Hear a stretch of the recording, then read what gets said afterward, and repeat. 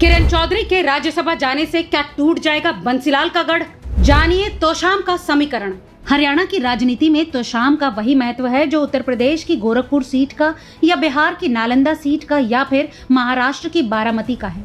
क्या ये बंसीलाल परिवार का गढ़ अब बच पाएगा? तोशाम हरियाणा में अपने मंदिरों और पहाड़ों के साथ साथ बंसीलाल के गढ़ के रूप में भी जाना जाता है। स्वतंत्रता आंदोलन में शामिल रहे बंसीलाल हरियाणा के 4 बार मुख्यमंत्री रहे। तोशाम सीट से उनका रिश्ता ऐसा रहा है कि हरियाणा के गठन से अब तक सिर्फ 2 बार ही उनका परिवार यहाँ से हारा है। मगर क्या ये गढ़ अब टूटने वाला है?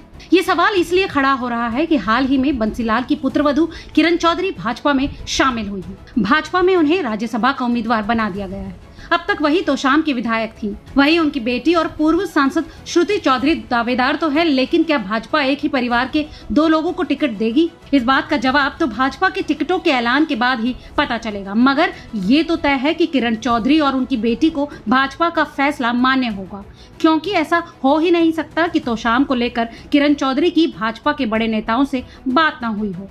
आपको बता दें कि बंसीलाल के 2 बेटे हैं। एक सुरेंद्र चौधरी, जिनका 2005 में निधन हो गया था, और उन्हीं की जगह पर तोशाम का उपचुनाव लड़कर किरण चौधरी विधायक बनी थी। फिर 2009, 2014 और 2019 में भी इस सीट पर चुनाव जीता। बंसीलाल के बड़े बेटे का नाम रणबीर सिंह महेंद्रा है। रणबीर के बेटे अनिरुद्ध भी तोशाम से टिकट चाहते हैं, मगर इस समय वो कांग्रेस में हैं। कांग्रेस में हुड्डा परिवार से बंसीलाल परिवार का कुछ ठीक नहीं चल रहा। हुड्डा परिवार से टकराव के कारण ही किरण चौधरी को कांग्रेस छोड़ भाजपा में आना पड़ा। तो ऐसे में ये बड़ा सवाल है कि क्या भूपेंद्र हुड्डा अनिरुद्ध को तोशाम से टिकट देंगे, और वो भी तब जब भाजपा बंसीलाल परिवार को टिकट न दे।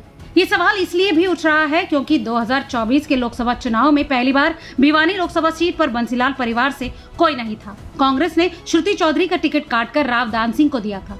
अब तोशाम में भी ऐसा ही माहौल बनने के चांसेस हैं। भाजपा में तोशाम से पूर्व विधायक शशि रंजन परमार और अनिल शर्मा जैसे मजबूत दावेदार हैं। तो कांग्रेस में जिला परिषद की चेयरमैन अनीता मलिक, राजवीर सिंह लाला पूर्व कमिश्नर के बेटे संजीत खयालिया, पूर्व सांसद जगवीर सिंह के बेटे कमल प्रधान, विजेंद्र दहिया डाडम, मनेंद्र बागनवाल सहित कई उम्मीदवार हैं। अगर भाजपा और कांग्रेस दोनों ने बंसीलाल परिवार की तीसरी पीढ़ी को टिकट दिया तो आमने सामने भाई बहन होंगे। तोशाम विधानसभा क्षेत्र से बंसीलाल परिवार 1967 से अब तक सभी 14 चुनावों में लड़ा है। 7 चुनाव खुद बंसीलाल ने लड़े और 6 बार जीते। वहीं 4 बार उनके बेटे सुरेंद्र सिंह लड़े और 3 बार जीते। 2005 में उनकी मौत के बाद उपचुनाव में उनकी पत्नी किरण चौधरी ने जीत दर्ज की।